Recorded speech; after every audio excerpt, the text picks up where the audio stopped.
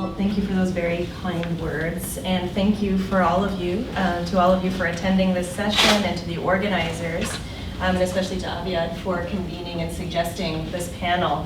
I'm going to talk a bit about some ongoing research that my tentative title, The Sultan's Communists, relates to, and I only say that title with Daniel's permission, I hope, because he, of course, wrote about the Sultan's Jews, so it's a play on that political concept.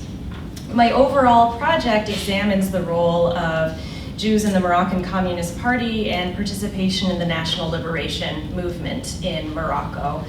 And for the purposes of this panel, I'm going to talk about the perspectives of some of the Moroccan Jewish communists that I write about on Jewish migration. So what did some of these very prominent members of the Moroccan Communist Party have to say about those Jews who left, particularly in the time period between 1948 and the establishment of the State of Israel and 1956, the year of Moroccan independence. And 1956, as you all know, is a distinct moment of political choice in many ways for not just Moroccan Jews, but all Moroccans. What is the state of the new independent Morocco going to look like? What is the place of any citizen, including the Jewish citizen, within a newly independent nation state? We just heard a wonderful panel about the Vichy years in Morocco. One of the arguments I make is that the Vichy years really served as a time period of political catalyzation for Moroccan Jews. The experiences under Vichy anti-Semitic legislation, as well as activism, particularly during the 1930s into the early 1940s against fascism, really anti-fascist activism, served as, and I still haven't come up with a better metaphor than this, but as a kind of gateway drug into joining the Moroccan Communist Party in the late 1940s and early 1950s. I have to say that, of course, Zionism was also growing in popularity during this time period. There were many other political parties in Morocco, including Istiqlal, that has some notorious Jews within them. I'm focusing specifically on the Moroccan Communist Party and its particular understandings of the questions. So one of the things that comes out clearly is that the Moroccan Jewish communists, in particular, viewed migration to Israel as political treachery, as a stark political betrayal of all that was Moroccan and Jewish. And they saw very much the idea of Moroccanness and Jewishness as mutually constitutive, that you couldn't have one without the other. And that's something that figures such as particularly Simon Levy, Edmond Amran el-Malek, even Abraham Serfati, who's the most famous of all of these activists, said in one degree or another. Of course, this project intervenes in broader histories of Jews in the left and Jews in national liberation movements in the Middle East. So I wanted to read a few of the primary sources that I used to sort of introduce to you the polemics that surrounded the question of Jews and migration in Morocco. So here's a radio broadcast from King Mohammed, or soon-to-be King, Sultan Mohammed V, in 1948, during the initial struggles for the establishment of the State of Israel. And this radio broadcast was widely broadcast in so many different places, as well as published and distributed as a physical tractive paper in many different kinds of institutions. He says the following: "We command our Muslim subjects not to allow themselves to be incited by Jewish acts against their Arab brothers in Palestine, not to commit any act that might disturb order and public security. They must know that the Moroccan Jews that have been in this country for centuries, that has protected them, where they have found the warmest welcome and who have demonstrated their devotion to the Moroccan throne, are different from the uprooted Jews who have come from all corners of the world to Palestine, which they seek to claim for themselves unjustly and arbitrarily. We also command our Jewish subjects to not lose sight of the fact that they are Moroccans living under our aegis, and that they have found in us, on many occasions, the best defender of their interests and their rights. They must abstain from any act that might support the Zionist aggression or demonstrate their solidarity for that cause. For in doing so, they would risk their rights and their Moroccan nationality." So we see, it's a lot to unpack in this very short period of time, but you can see the interweaving discourses of the rise of Moroccan nationalism as it intersects with pan-Arab nationalisms that are predicated around support for Palestinian nationalism, and what this means about a historic possessive relationship of Jews in Morocco, and translating that forward into a post-independence period. Members of the Moroccan Communist Party themselves, notably Edmond Amran el-Maleh, would say just 1 year after, in 1949, "We are Moroccans, we are not foreigners," and he puts foreigners in quotes, "as the Zionists would have us believe. We are deeply Moroccan." And this was distributed in the main Communist Party newspaper, Espoir, in 1949. So we see these very strong nationalist discourses.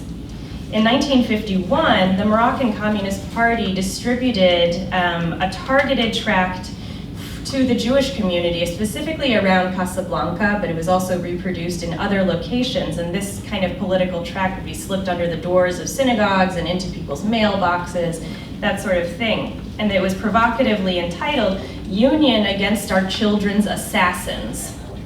Oppressive imperialism, this is quote, "Oppressive imperialism wants to sideline Jewish Moroccans from the nationalist movement, and hope that in doing so, with provocations like those that happened in Oujda and Jarada, these famous events of violence in 1948, to redirect Muslim patriots away from the anti-imperialist struggle and push them toward racist demonstrations.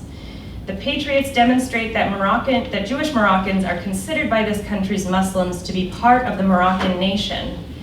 But do Jewish Moroccans consider themselves and act like members of the Moroccan nation? Unfortunately, too many of the Jewish Moroccans think that the protectorate, despite the misery it has caused and its crimes, is preferable to an independence that would leave them at the mercy of Muslims. The protectorate only brings misery and oppression to Jewish Moroccans, the same misery and oppression it brings to Muslim Moroccans. Jewish children play with Muslim children in the muddy, narrow streets of the Mela, of the Rue des Anglais and the Hira. They grow up with them in the mud of the protectorate." And then in all caps it concludes, "Struggle together with your brothers, with your Muslim compatriots for a united Morocco, for national independence and for peace." The problem is, the Moroccan Communist Party was not extraordinarily popular. It was a relatively small political party, and the number of Jews within it, while disproportionate, was also still small relative to the broader Jewish population in Morocco. So these tracts largely, not exactly fell on deaf ears, but certainly were at odds with prevailing migration trends between 1948 and 1956. In that time period alone, approximately 90,000 Jews left, just as the PCM was exhorting Jews to stay exactly where they were and participate in the national liberation projects. And I was not watching my time, but I want to read a couple of, there's one more, but what did the Zionist Moroccans have to say about this as well? Predictably, we might say, Zionist organizers in Morocco thought of this quite differently, thought that it was dangerous for Jews to remain in Morocco. Some obviously left not to do with any political reason at all, but to do with financial reasons or other family reasons. So there are many different reasons why one might go. But there was one widespread Judeo-Arabic tract in 1952 that argued that on religious grounds, Jews were required to go to Israel.